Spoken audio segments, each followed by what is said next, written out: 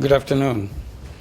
Well, I'm delighted that I could get a chance to speak to you. This is not a kind of typical lecture that you'll expect. This is what I thought I'll just share with you, the experiences that I have gone through, issues that I confronted and how I try to react to them, which one worked and which one didn't work as much as I thought it would. So that's the kind of story that is more of a personal storytelling. So I'm from Bangladesh, and I was teaching in the United States, and then came back to Bangladesh right after the Liberation War, and started teaching in one of the universities in Bangladesh, in Chittagong University. So there's a full of enthusiasm and celebration about the liberation, and we are all going through euphoria that we have a free country and so on. But gradually, reality shows up, as it does after all liberation wars. And the economic situation became very stern, very difficult.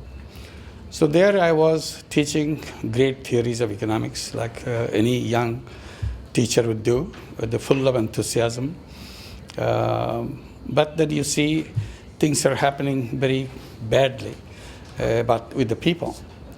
So at one point you ask yourself, what good is your economics that you teach in the classroom, which doesn't help people outside your classroom? This sounds like more of a fairy tales. It can look good in the books, in the blackboard, and so on, but in reality, it doesn't have any application because it doesn't do any good to any people. So at one point, you feel a sense of uselessness grips you. There is no good. You talk about fancy things, but these are not something that people would care for, because their life is so difficult. So I thought maybe the university that I was teaching, luckily, is located not in the city centers, it's in the rural area. So the campus is surrounded by villages. So that was an advantage for me. I could just walk out of the campus line and be with the people right there. It's a typical village of Bangladesh. And the idea that came, forget about what is written in the book. This doesn't help anybody anyway. Why don't I go and see if I can make myself useful to one person, even for a day? That way at least I'll have a sense of usefulness, that I have some usefulness to somebody else. So that's what I started doing.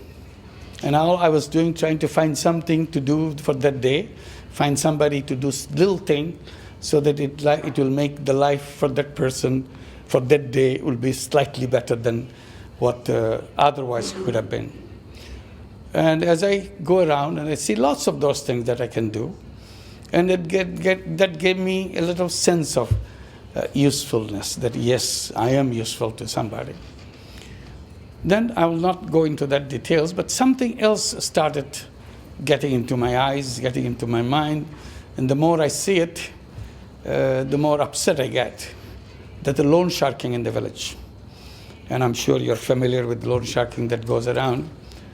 You see it in a very close range. Since you are there, you hear the loan sharking stories every day or every other day. Somebody have been exploited in such a gross manner by lending tiny little money to them. And as you see it every day, your sense of response get blunted. You see how cruel human being can be to another human being, just taking advantage of your situation by lending tiny money and grab everything that you got. So that's an excuse to get to your real resources, and usually done to the poor people who have some small money to lend out to them and then grab them whatever they got. And I feel terrible that I cannot do anything in this case. I was explaining to myself, what can I do? I'm a small guy. This is not a problem in one corner of the country. It's a countrywide problem. Maybe it's a global problem, and there is no solution to it. Nobody found a solution to it. One day, suddenly it came to my mind, I can solve this problem. It's so easy. For a few people in this village, I cannot solve the problem of the whole world, but I can solve the problem of few people in this village. The idea was a simple one. Why don't I lend the money myself? If I lend the money, people will come to me, and they will be protected from the loan sharks. They don't have to go to the loan sharks anymore. So they are safe. I immediately started lending money from my own pocket. So that was the beginning of lending money to the poor people. And the more people came, the more excited I got that, look, it's working for people. And I'm giving money from my own pocket. So as it becoming popular, that means gradually I'm running out of my own money. And soon I saw that the number that's growing is not something that I'm capable of giving money to all of them. So I thought maybe I should go to the bank to see if bank will lend the money. Because after all, this is their business, not my business. I'm an economics teacher. So I went to the bank, talked to the bank people. The manager said, it's impossible. Bank doesn't lend money to poor people. That's the way it's done. So I picked up a big battle between me and the manager of the bank. I said, why can't you lend the money? He said, yeah, bank doesn't do such a thing. They are not creditworthy. So again, I raised the question of what is creditworthy. But I could not overcome the stubborn opposition to the whole idea. Then I started accusing him day after day as I tried to convince him, saying, you have created a very funny organization called bank. Bank is supposed to lend money to people. That's what the bank is created. The whole idea, concept of bank is behind that. But you do very funny way. You lend money to people who already have lots of money. And you don't lend money to people who don't have money. It's very strange. You should have been doing the other way. You should be lending money to people who don't have money. And after you exhausted that, then you go to the people who don't have money. Of course, he laughed. He thought how innocent this guy is. He doesn't understand what is banking. So I didn't give up. I continued to go to the bankers all in the country, trying to explain that what is the need, why is it important. Everybody said it cannot be done. After several months, seeing that I cannot open the door, so I offered myself as a guarantor. I said, why didn't you accept me as a guarantor? And it's in your book, it's in your rule. You can lend the money if somebody becomes a guarantor. So after several months more, finally I persuaded them to use that door, taking me as a guarantor, taking the loan. This is what they accepted it, and I was very happy that now I can take the money and give it to people. So that was the beginning. I was very happy signing papers every day. People want to take money, I sign papers, they go to the bank, take the money. I was totally convinced that people will pay back. So I'm not worrying about if they don't pay back, I have to pay back. I was in a mood to move on. And it did work. But as it grew, bank became very reluctant. They thought this is going to collapse very soon and we'll be in trouble. There's a lot of money involved. So they started kind of strict. They were slowing down, not responding to my request for money. Then I thought, why don't we create a separate bank? Now I know that people are able to pay back. So out of that, we finally persuaded the government to create a bank, create a law, and we have a law, and then we created our own bank, called it Grameen Bank. We started in 1976. We became a formal bank in 1983. Now that we have our own bank for the poor people, we started lending money as fast as we can because we have the money to lend out. And gradually it grew. It became a nationwide bank over time. We called it Grameen Bank or Village Bank. And as a result, millions of poor people started taking loan from the bank. Today, the bank has 8.5 million borrowers, mostly women, 97% women. And they take loans for income-generating activity and start earning income. These are extremely destitute women, but for the first time, they get little money to start their own business. Then people from other countries became very interested. What is it that you do? Helps poor people, they can start something, particularly women. So as it's being discussed and written about, we needed a name, what to call this. An issue, a small loan to the poor people, but that's a long sentence. You have to have a word. So we started calling it microcredit. And the word microcredit didn't exist in the language, in English language. So we coined a word to describe what it is. And it became a very popular word. In microfinance later on, they also used microfinance. And they keep asking me, how did you design this bank, which works for the poor people so well? I said, look, I didn't know anything about banking. So when I had to do this, I looked at the conventional banks, how they do it. After all, they're in the business for a long time. So once I learned how they do it, I just go ahead and do the opposite. And it worked. They go to the rich people, I go to poor people.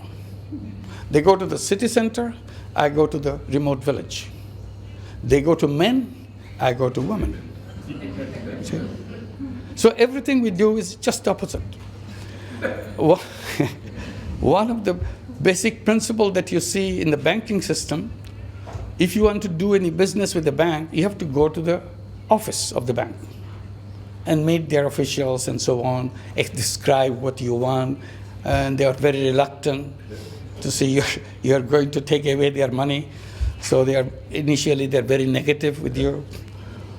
So we changed that. We make our first principle, people should not come to the bank. Bank should go to people. So we always go to the people. Today, when I say 8.5 million borrowers of Grameen Bank, all over the country, not just in one part of the country.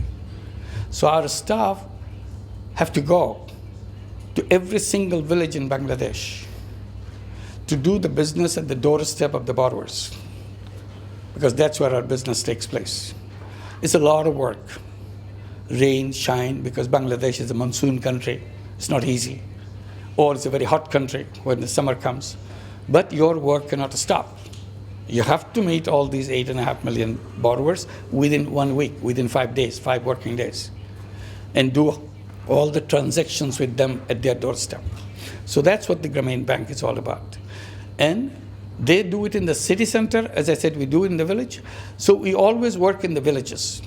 Even today, after nearly 38 years, we still have not a single branch of Grameen Bank in any city in Bangladesh.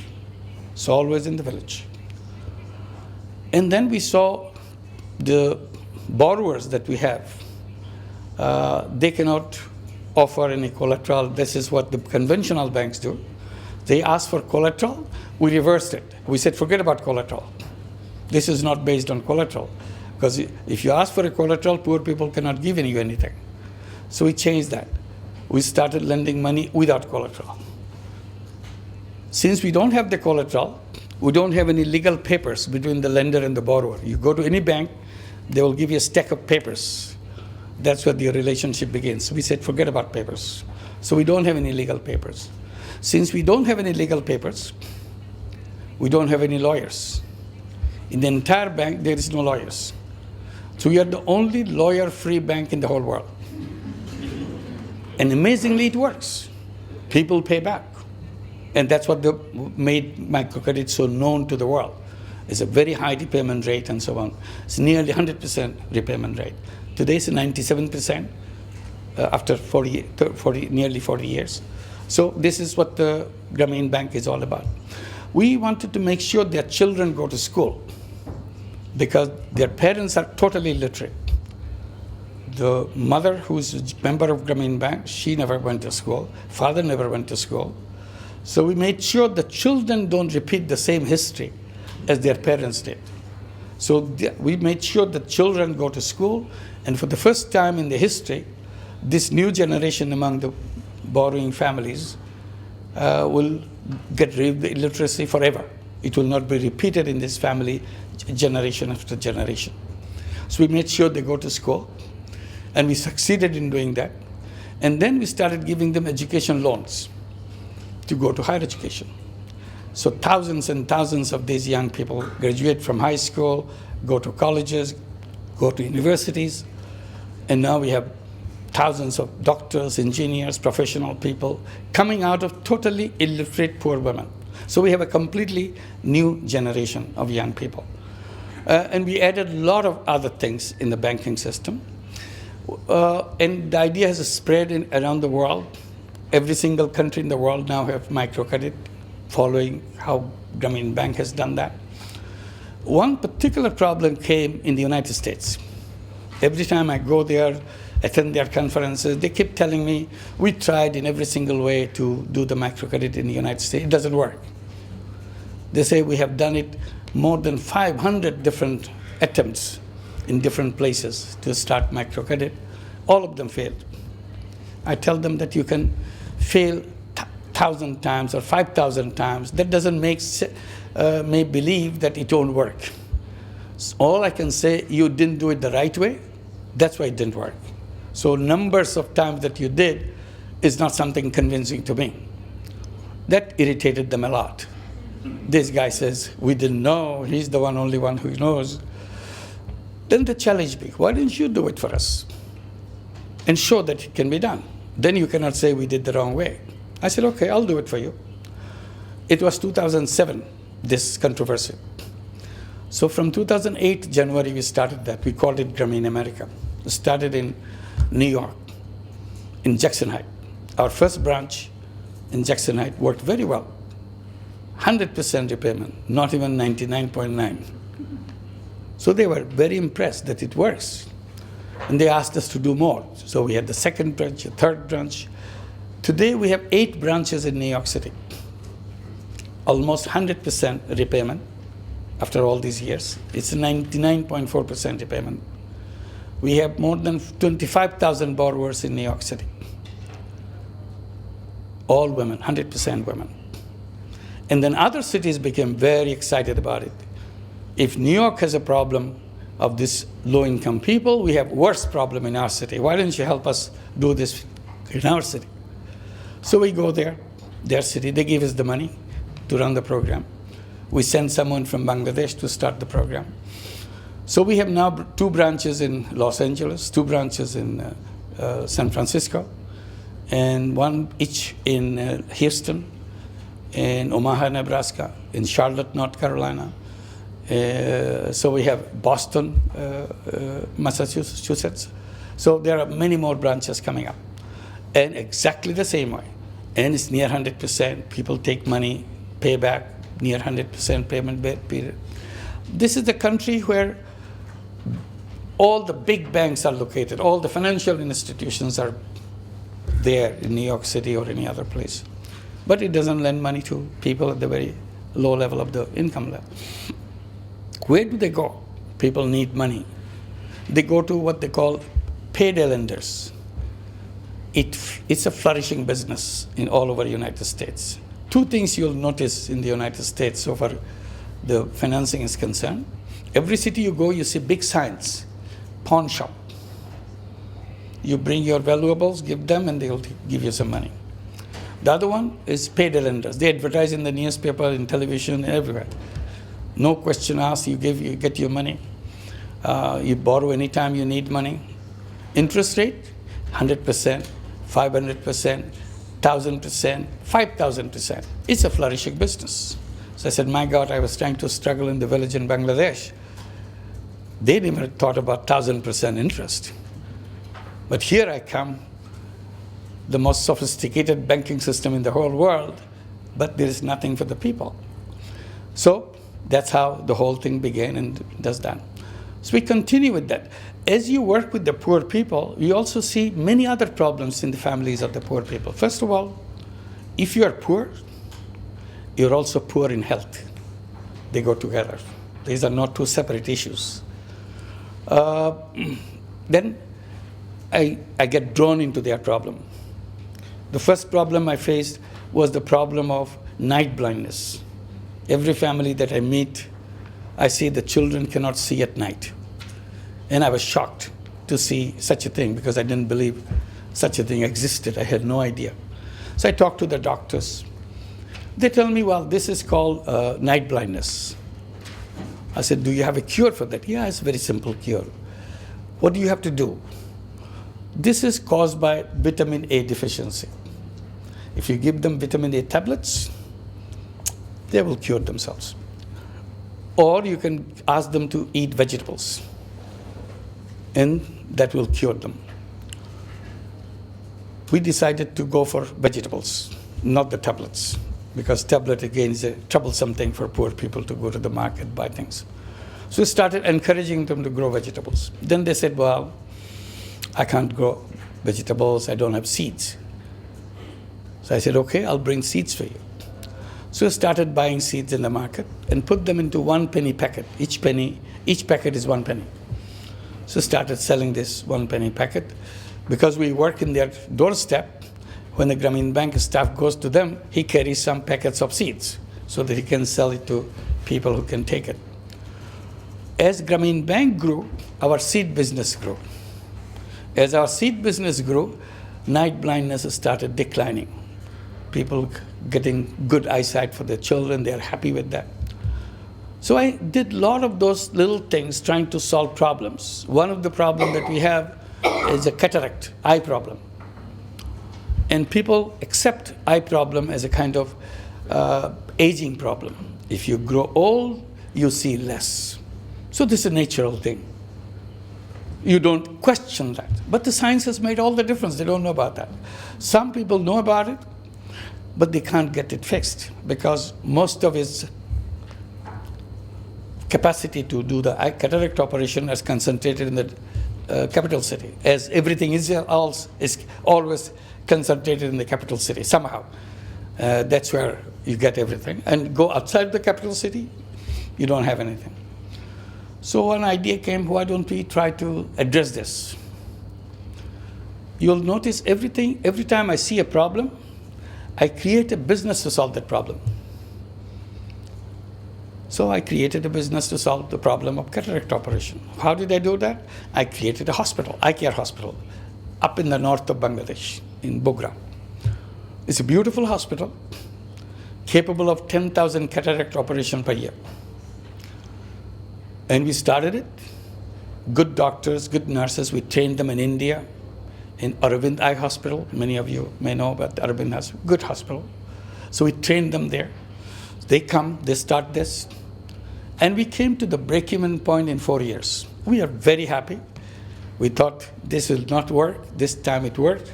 So we are happy that it covers its own cost. That's what we are trying to do in a business mode. Then we started the second hospital, again in the northeastern part of the country. Sorry, it's in the south of the country. It's a beautiful hospital built, and it came to break-even point in 3 years. So we are very excited. It works. Then we started the third one in the northeast, and it's working. And we started constructing the fourth one. And people ask, why do you do these things as a business? Why didn't you go it as a charity? Poor people cannot afford it. I said, no. If I do it as a charity, then I have to go around, raise money, beg money, and run it. 1 year it runs, next year there's no money. So it falls apart. I said, I would rather find out a way how to make it sustainable so that it runs by its own juice. And that's what we're doing. And I created a lot of other companies like that, like a solar energy company to do that. We have created a company called Grameen Shakti to bring solar energy in the villages, because most of the people in Bangladesh don't have electricity. Then if you said that, look at that country doesn't have any electricity. So we thought, well, the new idea is coming up, but the solar energy, green energy, why don't we do that? And all the experts that I met, talked to them, why don't we do the solar energy in Bangladesh? Oh, no, solar energy is not for Bangladesh, it's for Europe. They can afford it, Bangladesh cannot afford it. I said, well, it's all a question of how you design it. Make it a way that it's affordable to people. So we created that and started selling solar home system. And initially, it's so difficult to sell solar home system. People didn't know about it. People thought we are going to cheat them. You give them something and it will not work and you have to pay them. But we have to demonstrate and continue to demonstrate. And then we started selling 3 solar home system per month. We wanted to raise it to 5 solar home system per month, 10 solar home system per month, and it grew. Now it's 18 years of that company.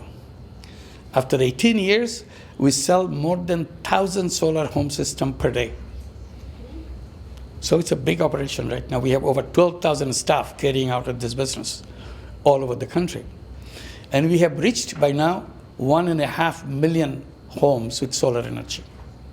And that encouraged many other NGOs and so on to start that company to do that. And we, is the time? I'm conscious that you have to go. I know, I'll quickly stop. So that came out. We started calling this kind of business where you create the business to solve problem, we call them social business. So now we're trying to build up many social businesses. One particular thing that hits us globally and also in Bangladesh, unemployment. The young people from Grameen families, they grow up and they get their degrees, but no jobs. They complain, what do we do? And I kind of attacked them by saying, who said you have to have a job? They get very puzzled. So we got the education, now it's time to get a job. I said, but you tell me who told you to have a job? Is it the teacher who told you to have a job? Is it your textbook who told you to have a job? Then they have no answer. I said, look, looking for a job is a very old-fashioned idea. You are bright, new, young people. Why should you go for those old-fashioned ideas? You should be creating a completely different kind of thing. You should be thinking in a different way. Which way? I said, you tell yourself every day as you wake up in the morning, repeat it, that I'm not a job seeker, I'm a job creator. And creation of job is my mission in life. And then create jobs. Don't run after jobs and at the mercy of other people. You are somebody, young person, you can create things yourself. And if you don't have any confidence in you, look at your mother, what she did. She joined Grameen Bank 20 years back, 25 years back, took a loan of $30, $35, start raising chicken, and this is what she did. She didn't go to school. Nobody trained her how to raise chicken. She did it herself. She took the risk and did it. And over the time, she expanded her business and continued to do that. And you are born in that family. And you are saying that you have to have a job. If your illiterate mother can do all this, what good is your education? That you cannot even repeat what your illiterate mother has done. I said, why don't you take whatever she has done, multiply it 5 times, 10 times, 20 times, and have a big business out of it. And we'll be very happy to give you the loan, give you the money. So this is what we are encouraging, to create businesses and so on. Then we created a social business fund. Now we tell the young people from Grameen families, come up with a business idea, any business idea. We become your partner. We invest as equity, not as a loan. Since we are social business, we are not interested in making money. We define social business by saying non-dividend company to solve human problems. So we are not interested in making profit. We are interested in solving problem in a business way so that it recovers its own money. So now they are taking this money and starting their own businesses and continue to do that, becoming entrepreneurs. So I think entrepreneurship is the direction of the young people. We've pushed them into wrong direction, the direction of job seeking. And then we become victims of unemployment and everything else. If you had directed them in the entrepreneurship thing, they will be creating this, start at the top. I said, why should you take a job? Job make you start at the bottom. You're a very powerful person. Why should you start at the bottom? You're a creative person. They will put you in a little slot, and you'll languish in that little slot. Why didn't you start at the top? You become an entrepreneur, you become at the top. You start with that. So this is the thing that we are trying to think, and this is the social business. You don't have to return the money with any interest. We have invested in your company. You returned exactly the money we gave you, because as a social business, we are not interested in your profit. So we continue to do that. So this is what we are trying to do. We address the whole thing in a way so that we can address the problem of poverty, we can address the problem of unemployment, problem of housing, problem of healthcare in designing social businesses. So that's the story of what we are trying to do now. These ideas are spreading. I was just attending a conference right now in the Parliament building, celebrating the anniversary of Social Enterprise Day. Again, this is the same idea coming from entrepreneurship and so. So this idea now is spreading around the world, picking up in many countries in a strong way. I'll be attending a social business summit. I'm on the way in Mexico City. Many countries will be participating in that. Young people love this idea, how to design, restructure the whole economic thinking process. Thank you very much.